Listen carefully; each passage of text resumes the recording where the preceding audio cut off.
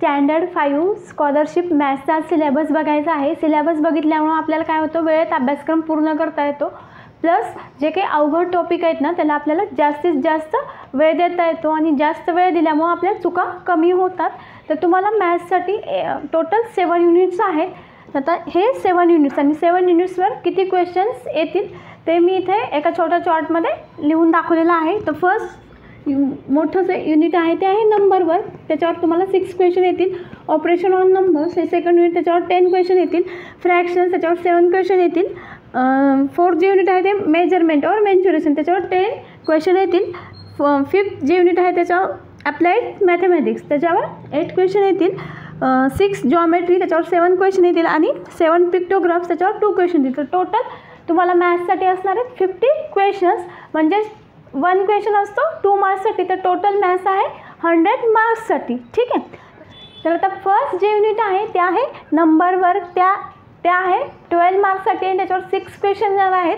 तर त्याच्यामधलं first sub unit आहे इंटरनॅशनल अँड रोमन न्यूमरल्स. तर याआधी तुम्ही इंटरनॅशनल नंबर्स पाहिलेले आहेत आणि रोमन न्यूमरल्स म्हणजेच काय, तर 1साठी आपण आय लिहितो, 5साठी व्ही लिहितो. तर याच प्रकारे तर आपल्याला जवळजवळ 10,000पर्यंत नंबर्स कसे लिहिता येतात ते या टॉपिकमध्ये पाहायचं आहे. 10,000पर्यंत रोमन न्यूमरल्स. सेकंड जे युनिट आहे ते reading and writing the numbers up to 10 डिजिट्सपर्यंत नंबर्स लिहायचे आणि कसे वाचायचे ते बघायचं आहे. थर्ड युनिट आहे face value and place value of a digit and expanded form of a number. तर आता फेस व्हॅल्यू आणि प्लेस व्हॅल्यू काय असते, तर आता 502मध्ये 5ची जी फेस व्हॅल्यू आहे ती 5च आहे आणि प्लेस व्हॅल्यू काय आहे, प्लेस व्हॅल्यू येते 500, ते बघायचं आहे. आणि आता 502चा एक्सपांडेड फॉर्म आपण काय लिहितो, तर 500 + 0 + 2 हा झाला एक्सपांडेड फॉर्म, ते बघायचं आहे. आता फोर्थ युनिटमध्ये आपल्याला पाहायचं आहे question based on numbers 1 to 100. Okay. तर आता 1 to 100मध्ये कसे क्वेश्चन येतील, तर सपोज 11 to 20मध्ये 1 हा नंबर किती टाईम्स आला, या टाईपचे या युनिटवर क्वेश्चन्स येतील. ठीक आहे. आता फिफ्थ जे युनिट आहे ते making greatest and smallest form of a number. आता फॉर एक्झाम्पल आपल्याला नंबर्स दिलेले असतात. आता मी 3 नंबर्स घेते, 5, 4 आणि 2 असे 3 नंबर्स घेते. तर त्या 3 नंबर्सपासून मला ग्रेटेस्ट आणि स्मॉलेस्ट नंबर तयार करायचा आहे. ग्रेटेस्ट नंबर मी कसा तयार करणार, तर 542 हा ग्रेटेस्ट नंबर झाला आणि स्मॉलेस्ट 245 हा झाला स्मॉलेस्ट नंबर. तर आपल्याला खूप सारे असे 5, 6 नंबर दिलेले असतात आणि त्याच्यावरून ते नंबर्स तयार करायचे आहेत, किंवा 3 किंवा 4 नंबर दिलेले असतात, त्याच्यावर 5 आणि 6 डिजिट नंबर आपल्याला ग्रेटेस्ट आणि स्मॉलेस्ट तयार करायचे असतात. तर ते कसे तयार करायचे ते आपण बघूया. 6 आहे ascending and descending order of the numbers. तुम्ही आता जवळजवळ फर्स्टपासून ascending and descending order of the numbers बघत आहात. तर फक्त इथं नंबर्सची व्हॅल्यू वाढणार आहे, मोठ्या नंबर्सची असेंडिंग अँड डिसेंडिंग ऑर्डर तुम्हाला लावायची आहे. आता 7 जे युनिट आहे ते नंबर्स, कोणकोणते नंबर्स, तर इव्हन नंबर्स, ऑड नंबर्स. तर आता आपल्याला माहिती ज्या नंबर्सच्या युनिट प्लेसला 2, 4, 6, 8, 0 हे नंबर्स असतात ते असतात इव्हन, आणि ज्या नंबर्सच्या युनिट प्लेसला 1, 3, 5, 7, 9 हे नंबर्स असतात ते नंबर्स असतात ऑड. ठीक आहे. आता त्याच्यानंतर प्राईम आणि कॉम्पोजिट. तर प्राईम नंबर्सला आपल्याला माहिती 1 आणि त्या नंबर्सशिवाय आपण कोणत्याच नंबरनी दुसऱ्या त्याला डिवाईड करता येत नाही. ओके. डिवाईड करता येतं पण त्याचा रिमाइंडर 0 नाही आहे. तर हे सगळं आपल्याला इथं पाहायचं आहे. सेकंड जे युनिट आहे ते ऑपरेशन ऑन नंबर्स, त्याच्यावर 20 क्वेश्चन येतील, ते आहे 20 मार्क्ससाठी. तर त्याच्यामधलं फर्स्ट सब युनिट आहे addition up to 7 digits with carrying. तर याआधी ॲडिशन बघितलेली आहे तुम्ही, पण असेच ॲडिशनचे छोटे छोटे एक्झाम्पल येतात. फॉर एक्झाम्पल आता इथं मी फक्त 2 डिजिट्सची दाखवते, तशी तुम्हाला 7 डिजिट्सची ॲडिशन करायची आहे. 40 प्लस, आता इथे एक बॉक्स दिलेला आहे आणि इथं 1 दिलेला आहे आणि इथे 6 दिलेलं आहे. तर त्या बॉक्समध्ये काय येईल, आता इथं 2 येईल. ठीक आहे. तर हे असे आपल्याला बॉक्सेस फिलअप करायचे. तर या टाईपचे काही प्रॉब्लेम्स असतील. ठीक आहे. तर हे आहे addition up to 7 digits with carrying, हा फर्स्ट चॅप्टर. सेकंड जो आहे तो सबट्रॅक्शन अप टू 7 डिजिट्स. सबट्रॅक्शनचे पण सेम या टाईपचे प्रॉब्लेम येतील किंवा काही वर्ड प्रॉब्लेम येतील. ठीक आहे. तर हे झालं सबट्रॅक्शन विथ बॉरोईंग घ्यायचं आहे आपल्याला. ओके. तर हे आहे तुमचं सेकंड सब युनिट. आता थर्ड आहे मल्टिप्लिकेशन. तर मल्टिप्लिकेशन तुम्हाला अप टू 5 डिजिट्स मल्टिप्लिकेशन करायचं आहे बाय 3 डिजिट्स नंबरनी. ओके. तर त्याच्यामध्ये पण काही असे या टाईपचे एक्झाम्पल असेल, या टाईपचे म्हणजे काही आपल्याला बॉक्सेस मल्टिप्लिकेशन करून दिलेलं असतं. फक्त या बॉक्समध्ये काय येईल, या बॉक्समध्ये काय येईल, छोटे छोटे काही क्वेश्चन्स असतात किंवा डायरेक्ट तुम्हाला मल्टिप्लिकेशनचा आन्सर काही विचारलेलं असतं. ठीक आहे. आता फोर्थ जे युनिट आहे ते आहे division up to 5 digits numbers to 2 digits numbers. तर डिव्हिजन पण कसं करायचं ते बघायचं आहे आपल्याला. ओके. तर याआधी आपण छोटे छोटे डिव्हिजन्स बघितलेले आहेत. ओके. आता फिफ्थ आहे वर्ड प्रॉब्लेम्स ऑन मल्टिप्लिकेशन आणि डिव्हिजन. तर डिव्हिजन आणि मल्टिप्लिकेशनवरचे काही वर्ड्स प्रॉब्लेम्स आहेत ते पण आपल्याला पाहायचे आहेत. आता 6 जे तुमचं सब युनिट आहे ते आहे अल्जेब्रिक एक्सप्रेशन्स आणि use letter in the place of numbers. तर अल्जेब्रिक एक्सप्रेशन्स म्हणजेच काय, तर आता या टाईपचे एक्सप्रेशन x+2 ओके ते तयार कसे करायचे, काही काही क्ल्यूज दिलेले असतात त्याच्यावरून आपल्याला अल्जेब्रिक एक्सप्रेशन्स तयार करायचे आहे. इझी आहे हे पण. ओके. तर आता पुढचं आहे test for divisibility. Okay. Divisibility म्हणजेच काय ते तुम्ही बघितलेलं आहे. तर त्याच्यावरच्या टेस्ट डिव्हिजिबिलिटी टेस्ट आहे 2, 10, 5च्या एकदम त्या इझी टेस्ट आहेत 3च्या. ओके. त्या आपल्याला पाहायच्या आहेत. प्लस फॅक्टर्स आणि मल्टिप्लायर्स ऑफ द नंबर्स. तर एखाद्या नंबरचा फॅक्टर म्हणजेच काय, तर फॉर एक्झाम्पल मी आता 9 या नंबरला 3 या नंबरनी डिवाईड करते आणि 10 या नंबरला 3 या नंबरनी डिवाईड करते. तर 3 3 जा 9 माझा रिमाइंडर 0 आला आणि 3 3 जा 9 रिमाइंडर 1 आला. तर आता 3 हा नंबर 9चा फॅक्टर आहे पण ओके, पण 3 हा नंबर 10 हा नंबरचा फॅक्टर नाही आहे. ठीक आहे. तर फॅक्टर कधी असतो, तर रिमाइंडर 0 आला तर फॅक्टर असतो, रिमाइंडर काही तुमचा वेगळा आला तर तो फॅक्टर नसतो. तर हे सगळं आपल्याला इथं पाहायचं आहे. तर हे पण एकदम इझी आहे. ओके. जे युनिट आहे ते आहे फ्रॅक्शन्स. ते आहे 14 मार्क्ससाठी. त्याच्यावर 7 क्वेश्चन येतील. त्याच्यातलं फर्स्ट सब युनिट आहे रेग्युलर फ्रॅक्शन्स ए. तर त्याच्यामध्ये आपल्याला लाईक आणि अनलाईक फ्रॅक्शन्स बघायचे आहेत. तर त्या लाईक फ्रॅक्शन कोणते आणि अनलाईक फ्रॅक्शन कोणते, तर आता फॉर एक्झाम्पल 3/9 हा एक फ्रॅक्शन आहे. वरचा न्यूमरेटर असतो, खालचा डिनॉमिनेटर असतो. लाईक फ्रॅक्शन्स म्हणजेच आता 1/9 हा झाला, हे दोन झाले लाईक फ्रॅक्शन. ज्यांचा डिनॉमिनेटर सेम आहे त्याला लाईक फ्रॅक्शन म्हणतो आणि अनलाईक ज्यांचा डिनॉमिनेटर डिफरंट आहे हे झाले अनलाईक फ्रॅक्शन्स. प्लस आपल्याला काय बघायचं आहे, कंपॅरिझन ऑफ फ्रॅक्शन म्हणजे कोणतं फ्रॅक्शन मोठा आहे. तर आता ज्यावेळेस डिनॉमिनेटर सेम असतो त्यावेळेस कंपॅरिझन करणं खूप सोपं असतं, पण डिनॉमिनेटर ज्यावेळेस डिफरंट असतो फ्रॅक्शनचं त्यावेळेस आधी आपल्याला डिनॉमिनेटर सेम करून घ्यावा लागतो आणि नंतर आपण कंपॅरिझन करतो. ठीक आहे. आता त्याच्यानंतर असेंडिंग अँड डिसेंडिंग ऑर्डर लावायची फ्रॅक्शनची. तर फ्रॅक्शनची असेंडिंग आणि डिसेंडिंग ऑर्डर लावण्यासाठी पण त्यांचा आधी आपल्याला डिनॉमिनेटर सेम पाहिजे तरच आपल्याला असेंडिंग किंवा डिसेंडिंग ऑर्डर फ्रॅक्शनची लावता येईल. तर एवढं सगळं आपल्याला बघायचं आहे. सेकंड जे युनिट आहे ते रेग्युलर फ्रॅक्शन्स बीमध्ये आपल्याला addition and subtraction multiplication of fractions बघायचं आहे. ओके. ॲडिशन आणि सबट्रॅक्शन ऑफ फ्रॅक्शन करायचे असेल तरी पण आपल्याला त्यांचा डिनॉमिनेटर सेम करून घ्यावाच लागतो. तर फ्रॅक्शनचा डिनॉमिनेटर सेम करून घ्यायचा कसा, हा हे एवढं जर बघितलं तर आपल्याला खूप सारे टॉपिक आपल्याला सॉल्व करता येतात. ठीक आहे. त्याच्यानंतर मल्टिप्लिकेशन ऑफ फ्रॅक्शन्स बघायचं आहे. ठीक आहे. आता त्याच्यानंतर आहे थर्ड जे युनिट आहे ते रेग्युलर फ्रॅक्शन्सची. त्याच्यामध्ये प्रॉपर अँड मिक्स फ्रॅक्शन. आता प्रॉपर फ्रॅक्शन कोणता, तर फॉर एक्झाम्पल 4/9 हा झाला प्रॉपर फ्रॅक्शन. इम्प्रॉपर फ्रॅक्शन कोणता, तर 4/3 हा झाला इम्प्रॉपर फ्रॅक्शन. इम्प्रॉपर फ्रॅक्शन म्हणजेच ज्याच्यामध्ये न्यूमरेटर मोठा असतो त्याला आपण इम्प्रॉपर फ्रॅक्शन म्हणतो आणि प्रॉपर फ्रॅक्शन ज्याच्यामध्ये डिनॉमिनेटर मोठं असतं त्याला प्रॉपर फ्रॅक्शन. आता त्याचं कन्व्हर्शन आहे मिक्स फ्रॅक्शनमध्ये. आता याचं कसं कन्व्हर्शन करतो आपण, तर न्यूमरेटरला डिनॉमिनेटरने डिवाईड करतो.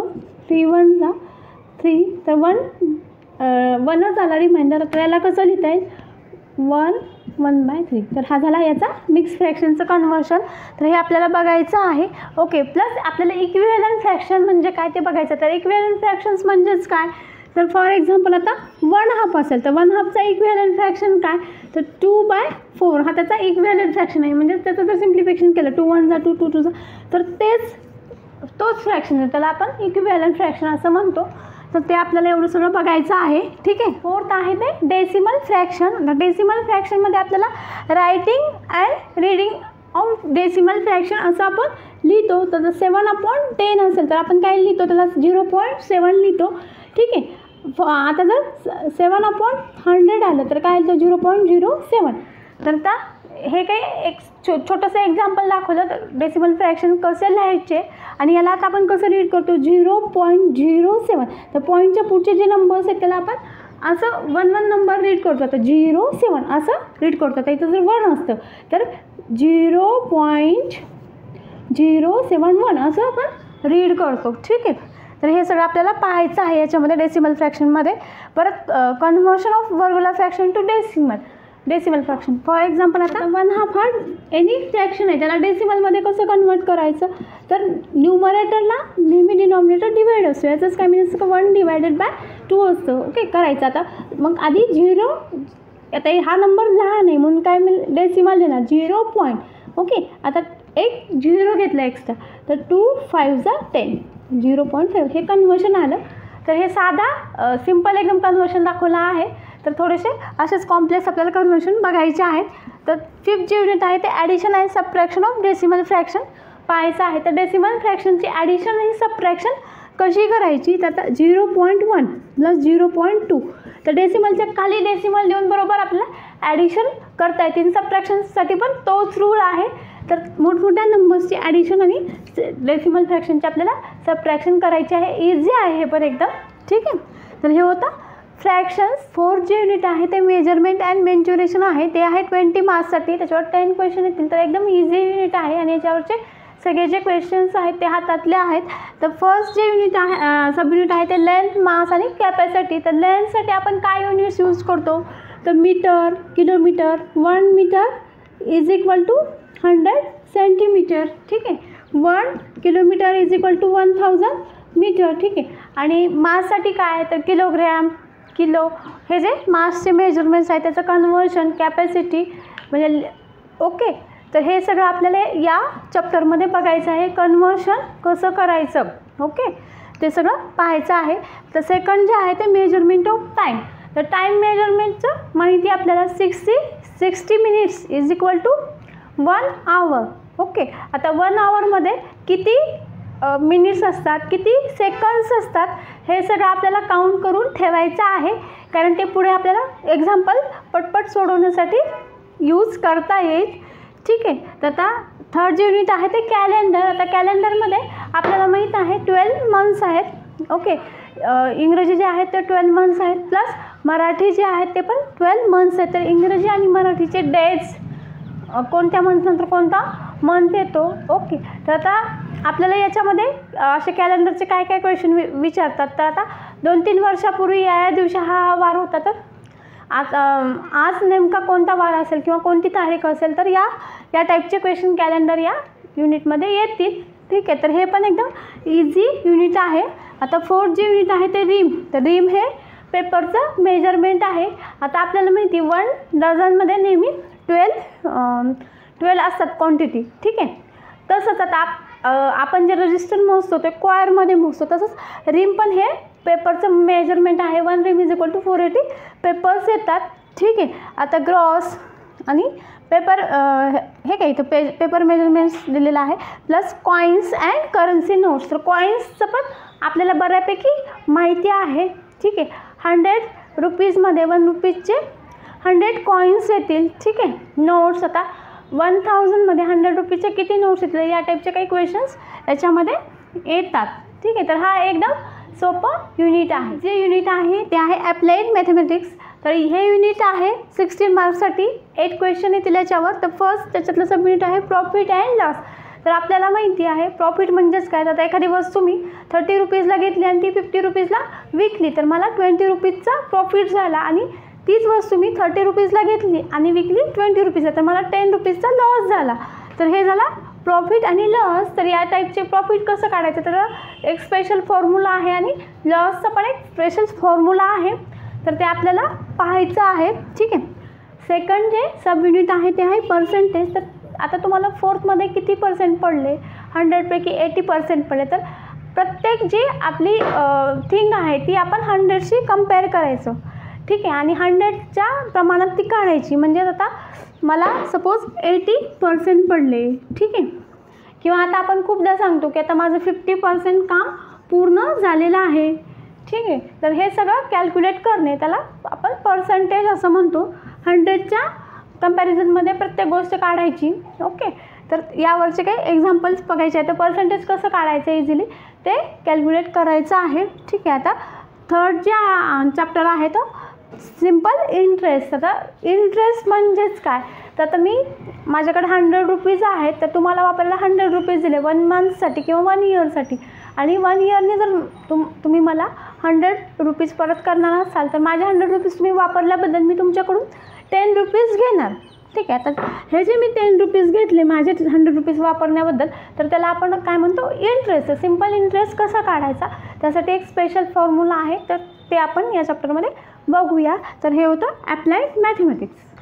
युनिट 6 जे आहे ते आहे जॉमेट्री. 14 मार्क्ससाठी आहे, त्याच्यावर 7 क्वेश्चन येणार आहेत. तर फर्स्ट युनिट आहे ते angles and types of angle.